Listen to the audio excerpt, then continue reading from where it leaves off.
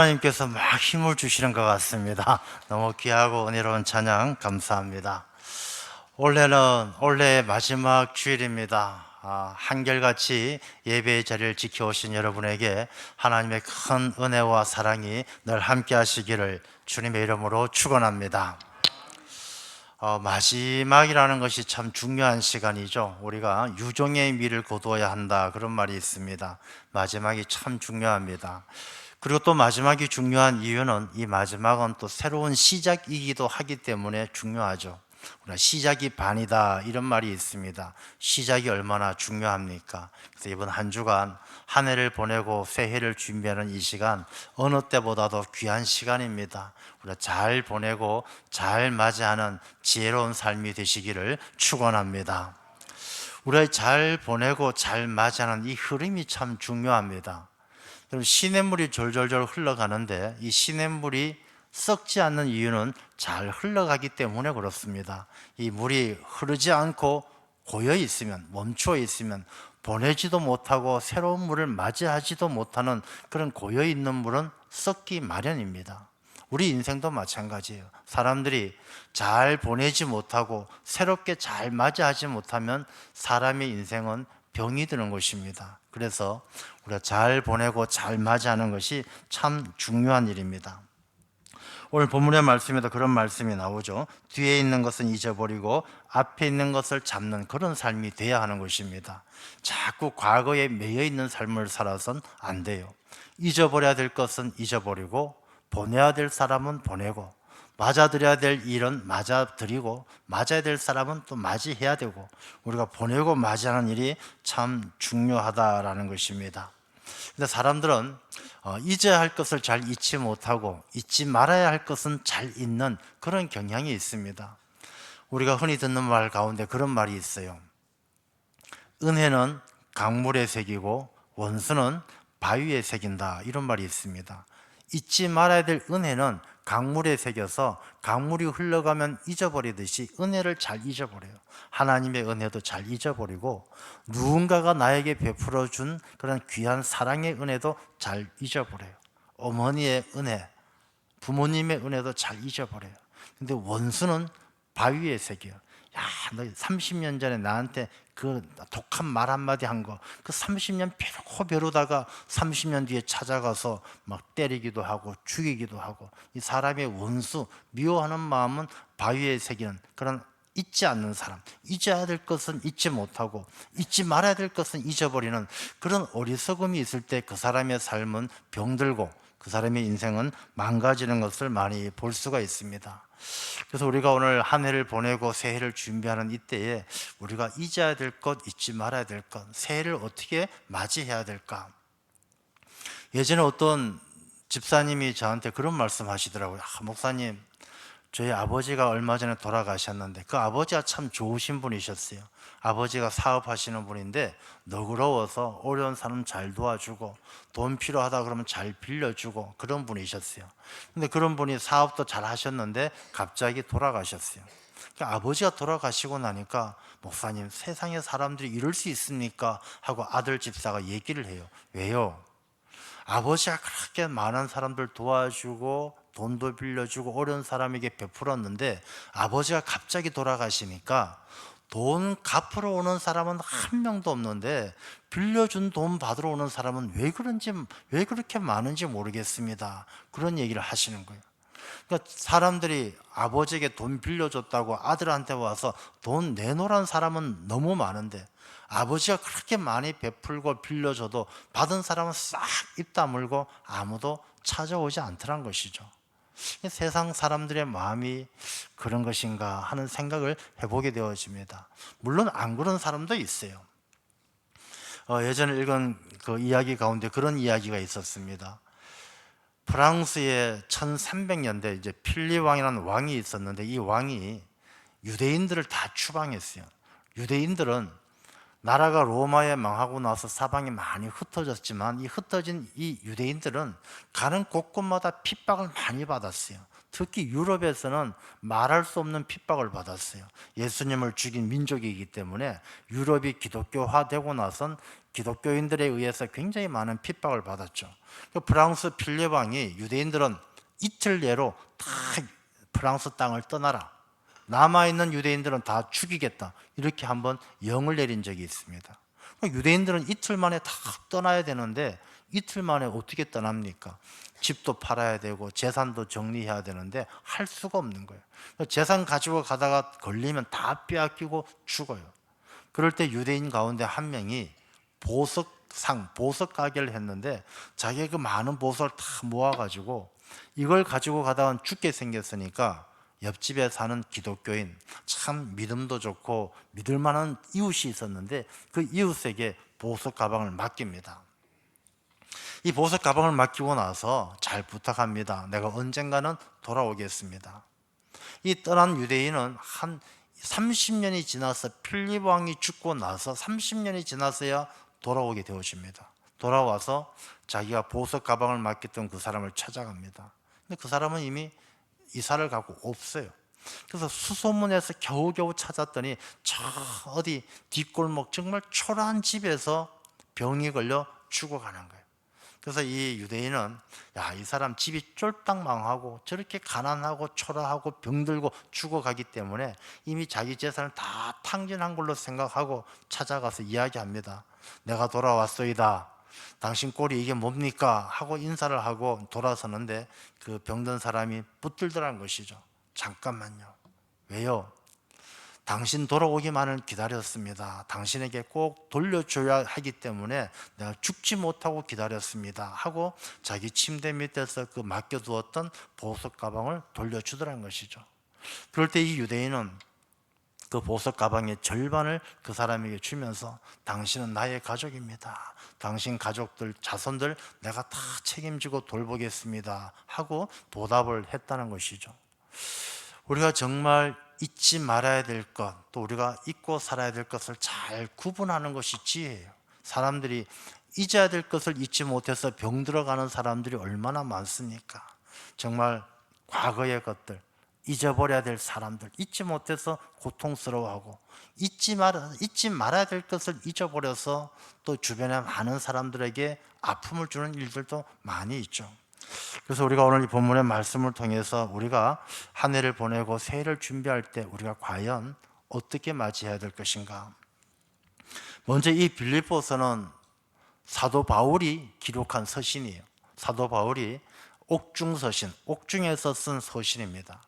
빌립보서의 별명은 기쁨의 서신입니다. 이 빌립보서 존재 자체가 사도 바울의 신앙과 삶을 보여줘요. 사도 바울은 복음을 전하고 예수 그리스도를 전한 것밖에 없는데 감옥에 갇혀 있으니까 본인이 얼마나 억울하고 속상했겠습니까? 그런데 그 감옥에서 이 기쁨의 서신, 뒤에 것 다 잊어버리고 앞에 것을 잡기 위해서 표대를 향하여 예수 그리스도 안에서 달려가라, 이렇게 말씀하는 것 자체가 사도 바울이 어떤 사람인지 보여주는 거예요. 사도 바울은 그렇게 고백합니다. 예수 그리스도를 아는 가장 고상한 지식 때문에, 예수 그리스도를 아는 게 너무너무 소중하기 때문에 이전의 모든 것을 배설물처럼 여긴다, 그렇게 고백합니다. 여러분, 배설물이란 것은 우리가 다 흘려보내는 것이지, 여러분들 10년 전에 배설물이 어땠는지 기억하는 사람 누가 있겠습니까? 사도 바울은 말로만 하는 것이 아니라 뒤의 것은 다 잊어버리고 앞의 것, 의의 면류관을 향해서 예수 그리스도 안에서 달려가는 삶을 이 빌립보서 통해서도 우리에게 보여주시는 것이죠. 그래서 이 말씀을 함께 나누면서 우리가 뒤의 것은 뭘 잊어버리고 우리가 어떻게 달려가야 할까 하는 것을 생각해 보게 되어집니다. 먼저 우리가 사람들의 뒤의 것을 잊어버려야 될 것 중에 하나가 죄의 문제에 매여 있어서는 안 돼요. 자기 죄에 대해서 잊어버려야 돼요. 이 말씀이 뭐냐면, 목사님, 죄 지은 걸 어떻게 잊어버립니까? 죄에 대해서 잊어버리는 것은 예수 그리스도를 믿는 믿음으로 말미암아 새 사람이 된 사람들은 죄에 더 이상 매여 있어서는 안 된다는 것입니다. 예수 믿는 사람은 내 과거의 죄가 아니라 예수 그리스도를 바라보면서 힘차게 달려가는 삶을 살아야 하는 것이죠. 어떤 집사님 부부가 있었어요. 여자 집사님하고 남자 집사님 부부가 있었는데 이 부부가 아침에 대판 싸웠어요. 싸움이란 게 별거 아닌 것인데 싸우잖아요. 세게 싸웠어요. 남편이 문을 쾅 닫고 나갑니다. 아내가 나가는 남편 보고 속으로 이야기합니다. 속으로 생각하기를 저놈의 인간 나가 죽었으면 좋겠다. 화가 나니까 그렇게 이야기했어요. 남편도 화가 나서 막 운전도 과격하게 막 팍팍 운전하면서 가다가 그만 교통사고로 죽었어요. 죽고 나니까 이 아내의 마음이 얼마나 죄책감이 크겠습니까? 물론 남편에게 말하지 않았고 입 밖에 내지 않았지만 자기 속으로 생각했다는 것 자체가 너무너무 견딜 수 없는 죄책감이 드는 것이죠. 그래서 이 여자분은, 아내는 그 죄책감 때문에 안 먹던 술도 마시고 신앙도 잃어버리고 애들 보살피지도 않고 폐인처럼 살면서 아휴 내가 나쁜 년이야, 내가 그냥 같이 죽어야 돼, 십몇 년을 그렇게 사는 거예요. 그렇게 살았을 때 아이들은 다 학교도 중간에 포기하고 폐인같이 아이들도 폐인이 되어버리고 가정이 다 망가진다는 것입니다. 사람이 살다 보면 나쁜 생각 품을 수도 있고 죄를 지을 수도 있어요. 그러나 믿음의 사람은 그 죄에 매여 있어서는 안 된다는 것입니다. 우리가 하나님 앞에 회개하면 하나님께서 그 죄의 문제를 해결해 주셔요. 요한일서 1장 8절에서 10절의 말씀은 이렇게 기록해요. 만일 우리가 죄가 없다고 말하면 스스로 속이고 또 우리 진리가 우리 속에 있지 아니할 것이요, 죄가 없다고 말하는 사람들은 다 거짓말이에요. 세상에 죄 없는 사람이 누가 있겠습니까? 목사인 저도 죄가 있고 장로님들도 죄가 있고 권사님들도 다 죄가 있어요. 사람은 죄 없이 살 수가 없어요. 다 연약한 존재고 우리 속에 죄성이 있기 때문에 다 죄가 있어요. 그런데 그 죄를 9절 말씀에 보면 우리가 죄를 자백하면, 하나님 앞에 내 죄를 고백하고 하나님 앞에 내가 회개하면 하나님은 미쁘시고 의로우사 우리 죄를 사하시며 우리를 모든 불의에서 깨끗하게 하실 것이요, 하나님께서 우리에게 새로운 기회를 주시고 새 사람 되게 하시는 줄로 믿습니다. 우리가 그런 믿음이 있어야 돼요. 그래서 골로새서 2장 13절과 15절엔 이렇게 말씀을 하셔요. 범죄와 육체의 무할례로 죽었던, 우리가 죄를 지었던 우리가 너희를 하나님이 그와 함께 살리시고 예수 그리스도와 함께 우리를 살리시고 우리의 모든 죄를 사하셨는데, 14절 말씀에 보면 거스르고 불리하게 하는 법조문으로 된 증서를 지우시고, 그러니까 죄가 하나님께서 말씀으로만 그렇게 하시는 것이 아니라 그 증서까지 다 지우는 것처럼 우리의 죄를 도말해 주셔요. 제하여 버리사, 이 제하여 버리사의 원어를 찾아보면 하나님께서 칼로 긁어서 없애시는 거예요. 하나님께서 우리가 하나님 앞에 죄를 자복하고 회개하면 하나님께서 칼로 긁어 없애시기 때문에 우리가 믿음의 사람들은 우리가 예수 그리스도의 은혜로 죄 사함을 받은 줄로 믿어야 될 줄로 믿습니다. 그래서 우리가 한 해를 보내는 이때에 내 삶을 돌아보면서 여러분이 평생 살아오면서 야, 내가 그때 왜 그랬을까? 그렇게 하지 말걸. 내가 그때 왜 안 그랬을까? 그래야 했었을걸. 그런 생각 다 내려놓으라는 것입니다. 그런 이야기를 하죠. 껄껄하는 것은 사탄의 언어라고 이야기합니다.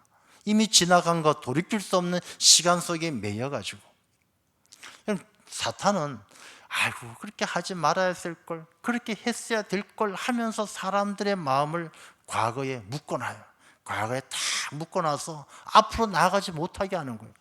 그럼 묶여있는 사람은 어떻게 됩니까? 여러분, 물이 흐르지 못하고 고여 있으면 썩는 것처럼 과거에 묶여있는 사람은 그 심령이 병들어요. 그 사람의 인생이 병드는 것이죠. 우리가 죄에서 자유함을 누리고 희망으로 하나님께서 우리에게 주시는 예수 그리스도의 소망을 품고 새해를 준비할 수 있는 지혜로운 삶이 되시기를 축원합니다. 또한 사람이 잊어버려야 될 것은, 여러분, 실수한 것을 잊어버려야 돼요. 성경 말씀에 실수를 우리가 허물이다라고 볼 수 있는데, 우리의 실수, 사람은 죄도 짓지만 실수도 해요. 우리가 나쁜 마음이 없더라도 내가 잘못해서 생각을 착각해서 우리가 실수할 때가 얼마나 많습니까? 성경 말씀에도 보면 실수한 사람들 투성이에요. 여러분, 모세가 자기 유대인들을 구원하기 위해서 40대 애굽의 왕자로 있을 때, 야, 내 유대 민족, 우리 민족 구원해야 되겠다고 큰맘 먹고 나갔을 때 애굽 사람을 실수로 때려 죽이잖아요. 모세도 실수로 사람을 죽였어요. 다윗도 하나님께서 다윗을 얼마나 귀하게 보셨습니까? 다윗도 지붕 위에 올라가서 어슬렁거리다가 밧세바를 보는 바람에 실수해서 밧세바를 범하게 되죠. 성경 속에 나오는 인물들이 베드로도 마찬가지 아니겠습니까? 베드로도 예수님, 난 그 인간 몰라요. 닭 울기 전에 3번이나 부인했어요. 베드로도 실수하는 것이죠. 근데 베드로도 모세도 다윗도 그 실수했던 사람도 하나님께서 존귀하게 쓰시는 이유가 무엇입니까? 실수한 것에 매이지 않았기 때문에. 사람은 실수할 수 있었지만 그 실수를 딛고 일어서는 사람이 위대한 삶을 사는 거예요. 여러분, 과거에 실수한 것 아직도 마음에 두고 있더라면 여러분, 우리가 이 과거의 실수를 다 뒤의 것을 잊어버리라고 말씀하시는 하나님의 음성을 듣고 그 실수했던 것들을 다 내려놓으시기를 바랍니다.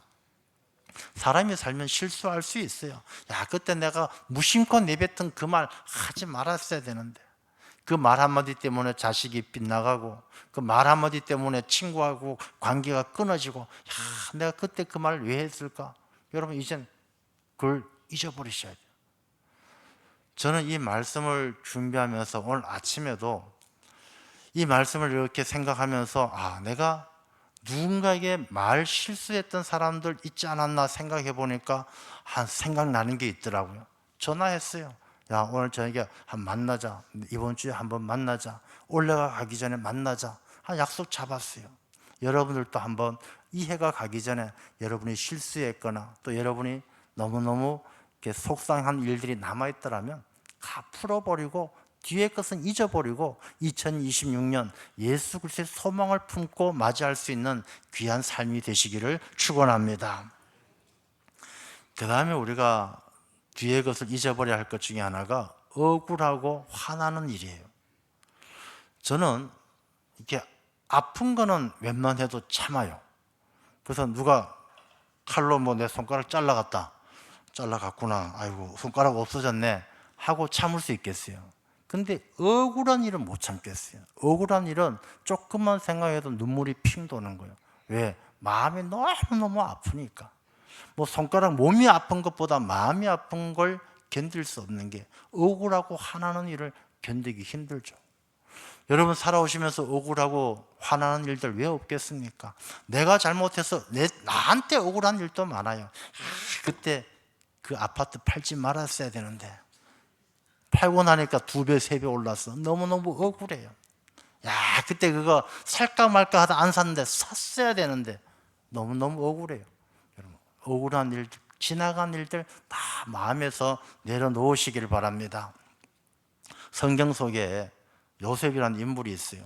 요셉만큼 억울하고 요셉만큼 화나는 인물이 어디 있겠습니까? 요셉은 아버지 사랑을 받았을 뿐인데 형들이 동생을 죽이려고 웅덩이에 던졌다가 물이 없어 안 죽으니까 동생을 꺼내서 노예로 팝니다. 보디발의 집에 가서 보디발의 아내가 유혹하는 것, 자기가 그 가정을 지키고 하나님을 두려워해서 뿌리쳤는데 억울하게 누명을 써서 감옥까지 갑니다. 그 삶이 얼마나 어린 나이에 얼마나 억울하고 마음에 화가 치밀어 나겠습니까? 애굽의 총리가 되었습니다. 여러분들 애굽의 총리 요셉과 같은 애굽의 총리 요셉의 위치에 있다면 여러분 어떻게 하시겠습니까? 제가 만약에 애굽의 총리라 그러면 제일 먼저 보디발의 아내 당장 잡아와라 하고 명령 내릴 것 같아요. 잡아다 놓고 앉혀놓고 야, 내가 그랬어 안 그랬어? 솔직하게 얘기해봐. 내가 억울한 거 너 솔직하게 밝혀 해가지고 아마 보디발의 아내를 감옥에 집어넣어버릴 것 같아요. 형들 오면 다 꿇어앉아. 너들 내 얼굴 똑바로 봐. 내가 너 동생 맞지? 너 나 팔았지? 따질 것 같아요. 근데 요셉은 어떻게 해야 합니까? 요셉은 애굽의 총리가 되고 나서 당장 그년을 잡아와라 명령 안 내려요. 보디발의 아내 입에도 꺼내지 않아요. 억울했던 일 다 내려놓는 거예요. 하나님께서 요셉을 귀하게 보시는 이유가 있어요. 창세기 50장에 보면 50장 19절 21절 말씀에 보면 요셉이 그들에게 이르되 형들에게 이야기합니다. 두려워하지 마소서 내가 하나님을 대신하리이까. 요셉은 다 내려놓은 거예요. 여러분 억울하고 분노한 일, 화나는 일, 여러분들 하나님을 대신하겠습니까? 하나님에게 맡겨드리는 것이죠. 하나님께서 말씀하셨어요. 원수 갚는 것은 나한테 맡겨라. 우리가 원수 어떻게 갚겠습니까? 원수 갚으면 갚을수록 점점 원수는 눈덩이처럼 커지는 거예요. 하나님을 대신할 수 없어요. 당신들은 나를 해하려 하였지만, 당신들은 나를 해치려고 했지만 하나님이 그걸 손으로 바꾸셔서 오늘과 같이 많은 백성의 생명을 구원하게 하셨어요.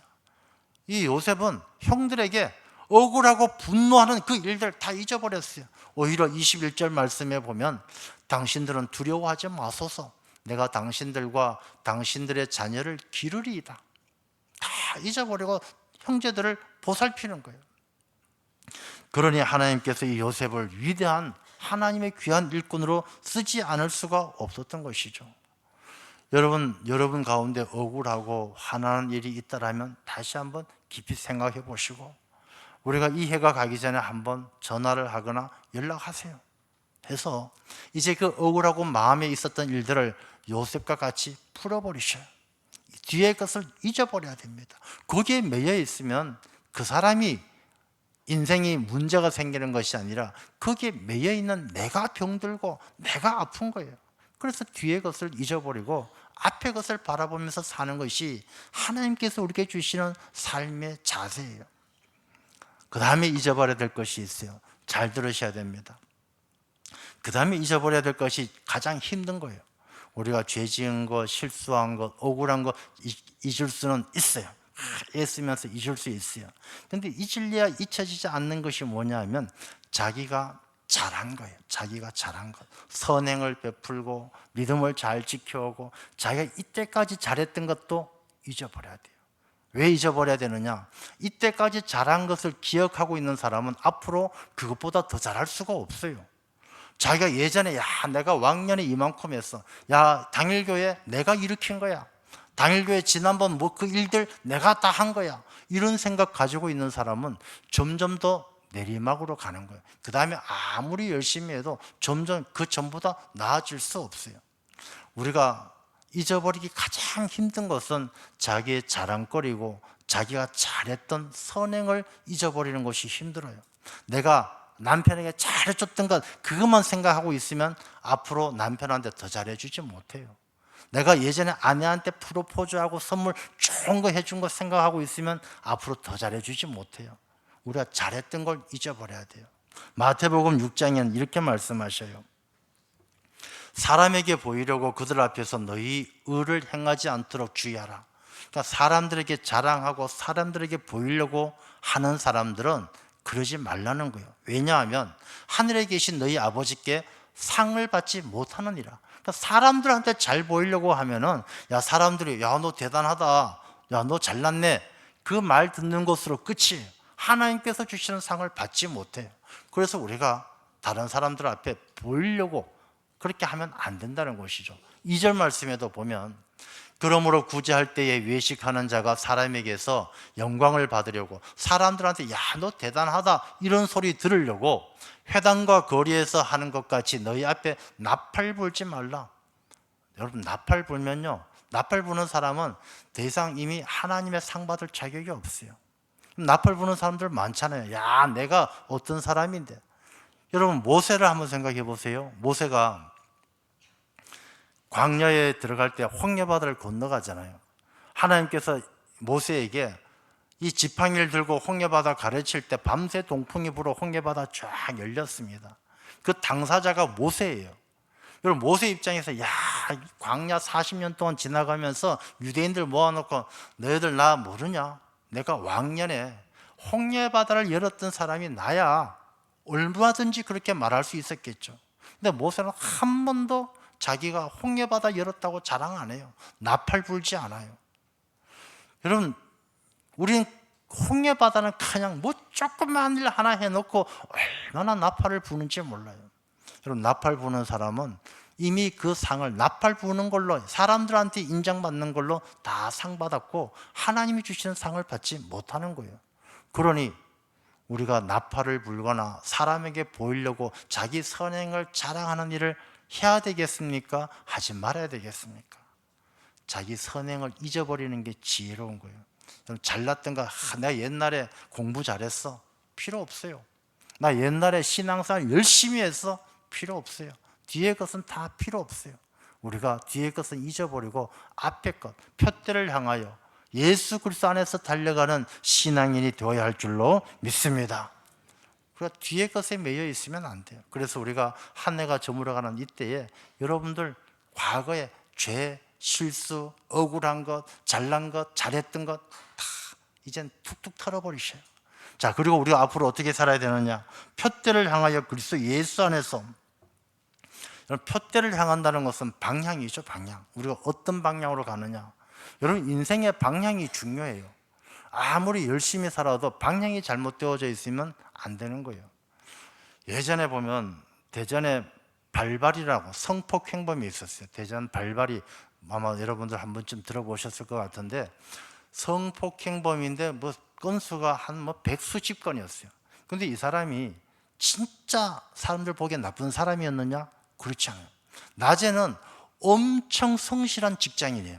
주변 사람이 다 칭찬하는 성실한 사람이에요. 그리고 밤에는 엄청 성실하게 성폭행하고 다니는 거예요. 하루도 안 빠지고 비가 오나 눈이 오나 성실하게 나쁜 짓 하고 다니는 거예요. 아무리 성실하고 아무리 열심히 있어도 방향이 잘못되면 그 인생은 망하는 것이죠. 여러분, 우리 신앙생활도 열심을 내야 되는데 표대를 향하여. 표대는 무엇입니까? 예수 그리스도께서 우리에게 보여주신 십자가의 도가, 십자가의 삶이 표대가 돼야 돼요. 엉뚱한 방향으로 가서는 안 되는 것이죠. 우리나라가 요즘에 방위 산업 중에 특히 조선소, 배들, 잠수함 세계적으로 아주 각광을 받아요. 큰 배들이 바다 위를 지나가는데 아무리 큰 배라도 방향을 잘못 잡으면 암초에 부딪혀서 그 배가 침몰하는 거예요. 가끔씩 뉴스 보잖아요. 이 배가 침몰해서 큰 배가 침몰하는 경우들이 있어요. 그 이유가 뭐냐 하면 방향을 잘못 잡았기 때문에, 길을 잘못 들었기 때문에. 그래서 아무리 큰 배라도 조그만 나침판을 바라보면서 가야 될 길을, 방향을 잘 잡아야 항로를 따라서 목적지까지 가는 것입니다. 여러분, 우리 인생도 마찬가지예요. 우리 인생도 아무리 배운 게 많고 가진 게 많고 능력이 있어도 방향이 잘못되어져 있으면 그 길은, 그 사람의 인생은 멸망의 길로, 망가지는 길로 가는 거예요. 여러분, 2026년 새로운 계획 많이 세우실 거 아닙니까? 야, 사업 잘해야지, 돈 많이 벌어야지, 승진해야 되지, 취직해야 되지, 수많은 목표가 있어요. 근데 여러분, 그 목표가 자기가 자기 힘으로 자기 육신의 삶을 위해서 정해지는 방향이 아니라 표대를 향하여 예수 그리스도께서 우리에게 보여주신 그 삶을 본받아 자기를 부인하고 자기 십자가를 지고 따르는 표대를 향하여 나아가는 삶이 되어야 할 줄로 믿습니다. 그게 예수님께서 우리에게 길이요 진리요 생명이라 말씀하셨어요. 거기에 우리의 길이 있고 우리의 진리가 있고 우리의 생명이 있다라는 것입니다. 이기풍 목사님 아시잖아요. 이기풍 목사님, 우리나라 최초의 7 목사님 중에 한 분이셔요. 그분이 이제 목사가 되기 전엔 깡패였어요. 조직 생활하는 깡패, 조직 깡패입니다. 사실 우리 옛날에 보면 목사님들이 뭐 깡패하다 목사 되신 분들이 많아요. 김익도 목사님도 그렇고 이기풍 목사님도 그렇고 김기용 목사는 아닙니다. 저는 조직 생활 한 사람은 아닙니다. 이 조직 생활하다 하신 분들이 이렇게 목사 되신 경우도 많아요. 근데 보니까 이기풍 목사님은 마포 3열 선교사가 있어요. 미국에서 오신 분이죠. 그분의 턱에 이만큼 흉터가 있어요. 그게 이기풍이가 깡패 때 돌을 던져서 낸 상처예요. 근데 이 이기풍이가 어느 날 잠을 자는데 꿈속에 예수님이 나타나셔서 기풍아, 기풍아, 너가 왜 나를 핍박하느냐? 사도 바울을 만나 주셨던 주님이 이기풍의 꿈에 나타나서 이기풍이가 깜짝 놀라가지고 그날부터 마음을 고쳐먹고 신학 공부해서 목사님이 되셔서 제주도에 가서 제주도의 복음화, 제주도의 기독교를 전한 사람이 이기풍 목사님이죠. 이분이 죽으실 때 유언을 남겼어요. 가족들에게. 그 유언의 제일 첫 내용이 뭐냐 하면, 야, 너희들은 예수 그리스도를 5분 이상 절대로 잊지 마라, 이렇게 유언을 남겼어요. 우리가 살다 보면 바빠서 예수님을 잊어버릴 때도 있지만 그 5분 이상 예수님을 잊어버리면 안 된다는 것이죠. 예수님에게 매여 있어야 되고 예수님을 바라봐야 되고 5분 이상 예수님을 잊어버리면 방향을 잃어버린다는 것입니다. 2026년 우리의 방향이 예수 그리스도 표대를 향해야 될 줄로 믿습니다. 우리가 돈 버는 것이 아니라, 우리가 승진하는 것이 아니라 표대를 향하여 그리스도 예수 안에서 하나님이 위에서 부르신 부름의 상을 위하여 달려가노라. 우리가 방향을 놓치지 아니하고 예수 그리스도 안에서 달려가게 되어지면 주님께서 2026년 부름의 상을 위하여 주님께서를 부르시고 택하신 거기에 합당한 상으로 우리의 삶을 풍성하게 은혜 주실 줄로 믿습니다. 그래서 16절 말씀에 보면, 마지막 말씀에 오직 우리가 어디까지 이르렀든지 그대로 행할 것이라. 사람이 시작할 때 자기가 나는 20살이니까 이제 2026년 열심히 살아야지, 나는 80이 넘었으니까 2026년이나 2025년이나 똑같이 내일 모레 언제 죽을지 모르는데, 그렇게 생각해서는 안 된다는 것입니다. 사람이 어디까지 이르렀든지, 자기가 20이 되든지 50이 되든지 80이 되든지, 건강하든지 건강하지 않든지, 아프든지 안 아프든지, 어떤 상황에 있든지 우리가 그대로 행해야 돼요. 이 그대로 행한다는 것은 믿음의 사람들의 삶의 본분을 다하는 것이죠. 뒤의 것을 잊어버리고 우리가 앞의 것을 잡기 위해서 표대를 향하여 그리스도 예수 안에서 힘차게 달려가는 그런 성도의 삶은 언제 어디서든 그 장소, 그 나이, 그 시간에 우리가 여전히 힘써야 될 일이 바로 그리스도인에게 주어진 삶의 본분이라는 것입니다.